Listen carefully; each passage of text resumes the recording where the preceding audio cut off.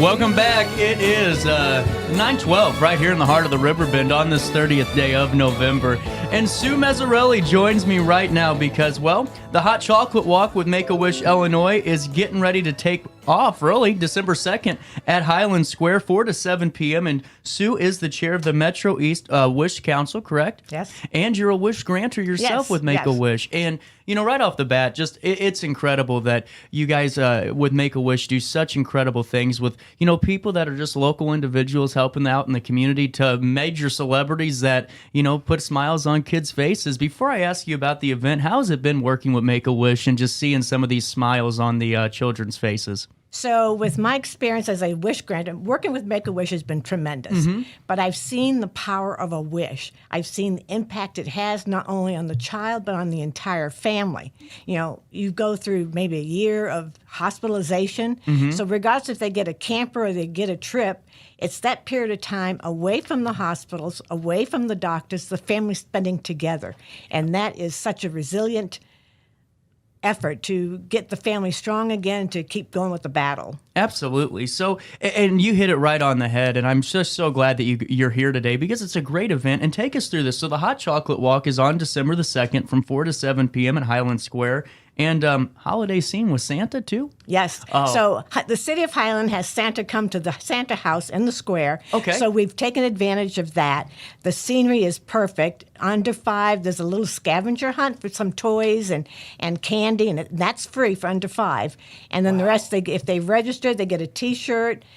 We have note cards with drawings done by Wish Kids, and the design on our T-shirt this year was done by Charlie, a cup of hot chocolate with a heart in it. Oh, that's fantastic. And let's talk about Charlie real quick because that's he's displayed prominently on your guys' brochure. And so we were talking before we got back onto the show today, and you were saying that normally we have somebody who had a wish granted for them come back and they talk about their experience, but this is a little bit different. This is a little bit, you're right. I was hoping that, you know, it would be doing the same thing with Charlie. However, Charlie's wish was approved in 2020, and he had the airline tickets, COVID hit, that got canceled.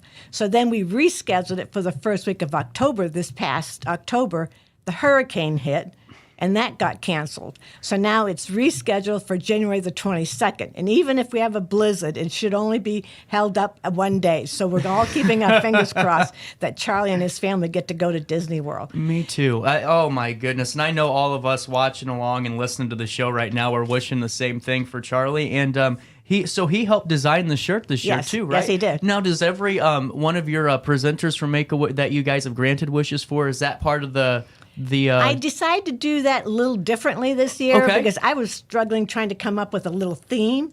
So I reached out, and he came back with a cup and a little heart around it. So that was perfect. And then I went a step further. Talking to some of the merchants, we had some Wish Kids do designs, and I made note cards. Oh, wow. So we're selling the note cards with the kids' artwork on it for, you know, $6 for $10, trying to promote, you know, some fundraising. Now, each wish costs the average of $10,000. See, I didn't realize that. I knew that there's obviously a price associated with it. So on average, we're looking at about $10,000. Right. And that includes the family's travel, I'm sure, and everything. Right. They don't pay anything. Wow. We pay for the entire family to go. We try to get some in-kind donations, like if we have a camper, or we've had campers, we've had room redos, we've had, you know, golf carts.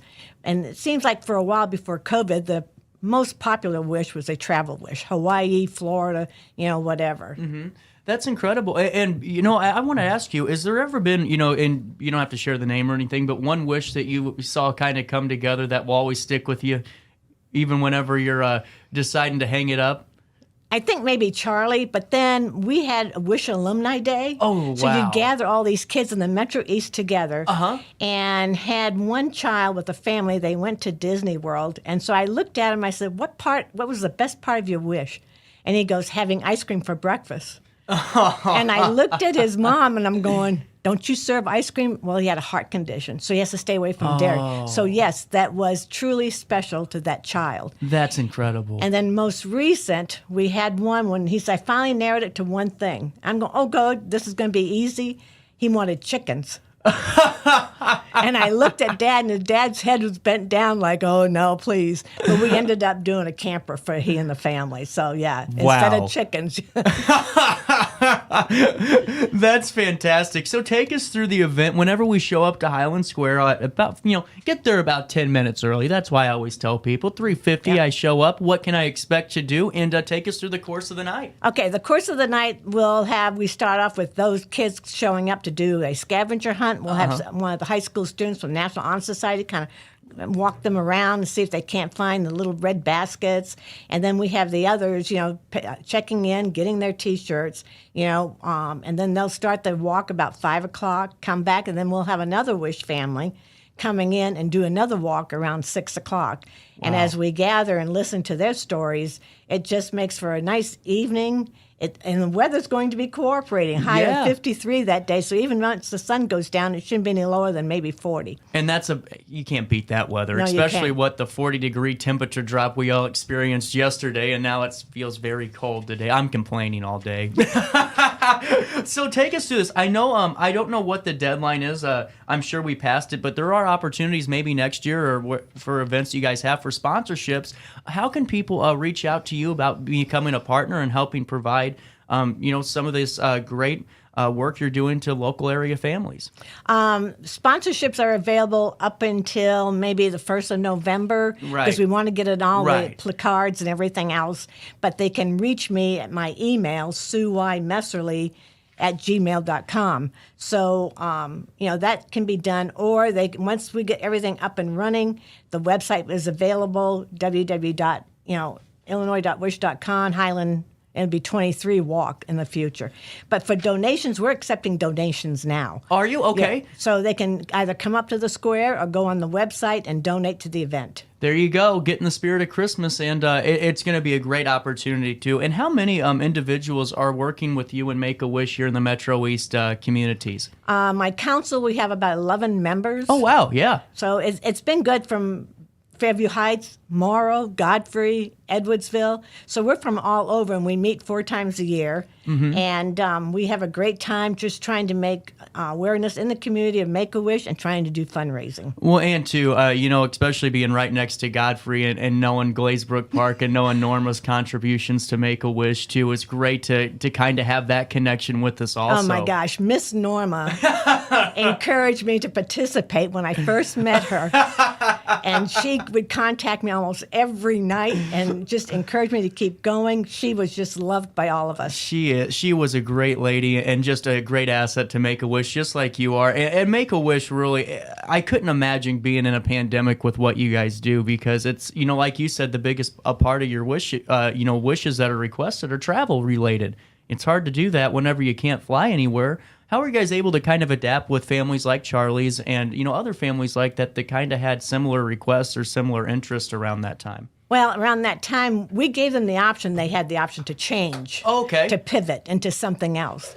And a lot of them decided they wanted to wait. Mm-hmm. And that's their option. So Charlie decided to wait. He wanted to meet Wreck-It Ralph. Oh, wow.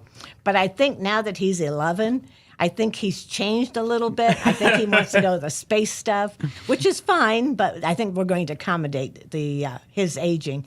And we've even had some go to Hawaii. Now, for a while, Oahu, the Disney resort wasn't open, but I think it is now. So we've just had to adjust and pivot. Now, it used to be we could meet people, stars and stuff, and they've stayed away from that. Oh, have they? Yeah. Yeah, and I can see that too, I guess, a little bit with the pandemic and coming back. And that's what I was going to ask you, because I could only imagine the contact book that you guys have, getting some of these wishes granted. And take us through that. I've always wanted to know how that kind of goes about. So a child makes a wish or a request, or wants to go somewhere, wants to do something. What are the steps afterwards for you guys then to determine if you can grant that wish or if you can, accommodate that in any way? So you have a pair of wish granters. We always travel in pairs. Okay. And then because we want to make sure it's the child's wish, not mom or dad's, not the siblings, the child's wish. So once we narrowed it down, then we submit the paperwork to Chicago, and then they step in with their resources and go from there. Now they contact us, and as they ready to get ready with the wish, like the camper, then we'll try to be there when the camper arrives and do a little send off. Now we just had something really strange. Dad bought an old van for a child about 16, and he's wanting to redo it, Scooby-Doo. She wants to take it around. She wants to take it around the children's hospital with the Scooby-Doo, and we've struggled trying to get somebody to put the wrap and to paint it and stuff. So even if we get a little bit of promotion here, help us. We got a lot of we got some car wrappers that watch this show. Help out Sue. That is a really, really cool thing to be a part of, especially in the Christmas season. And you guys can get a hold of Sue if you need to. If you're watching this and want to help out in that, reach out to me. I'll put you in touch with Sue, or vice versa. Just reach out to Sue directly. That is really cool. And that's what I could see that being just a fun part of the job, is seeing the unique ideas and the creative ones that come out. And I'm sure it's never the same day for you over at Make-A-Wish, huh? No. And that's the good part, because then you know it's unique. Right. And too, there's so many organizations, and I say this every once in a while about, bigger charity organizations that you think, well, why is that guy making, tens of millions? And with Make-A-Wish, that's why I just love you guys, because you guys help out, especially here in our community, helping so many families, but just at the national level too, seeing those videos of kids smiling when they meet their hero, or going on those trips to, Disney World and Universal and Hawaii. It's so much fun to watch and be a part of, and just kind of follow along on their journeys too. And once again, the Hot Chocolate Walk is going to be at Highland Square on the 2nd of December. That's Friday. Oh, man, I forgot what day it was. And it's from 4 to 7 p.m. Going to be a great evening for the weather, too, so get out there. And it's beautiful. Highland Square at Christmas time really is a beautiful location. Yeah, we have all the little animated buildings and stuff in there. Oh, nice. That's really cool. Well, what else about the Hot Chocolate Walk am I forgetting about that you'd like to highlight? I think right now you've covered just about everything. I mean, we're off to a good start today. Yeah, we're hoping to have around 200 people show up. Okay. And and at least get the community involved. And a lot of them are coming in from out of town. Really? The neighboring communities. Yeah. And so that's the good part. That's fantastic. Well, Sue, thank you so much for your time. If you guys want to get a hold of Sue, you can do so. It's SUEYMESSERLI@gmail.com. And if you want to help out with the Scooby-Doo van, I think that'd be fun. I think that would be really fun. Or if you want to learn more about Make-A-Wish and how you can help so many families in this community by donating to Make-A-Wish here in Illinois, in the Metro East community, correct? Right. There you go. Sue, thank you so much for your time. Thank you for giving me the opportunity to speak. Oh, no, I loved it. And Sue traveled all the way down here from Highland, taking a quick 35-minute drive over to see me today. I love it. I love having people in the studio. At 9:25, we're going to take a quick break. We'll come right back for more of our daily show.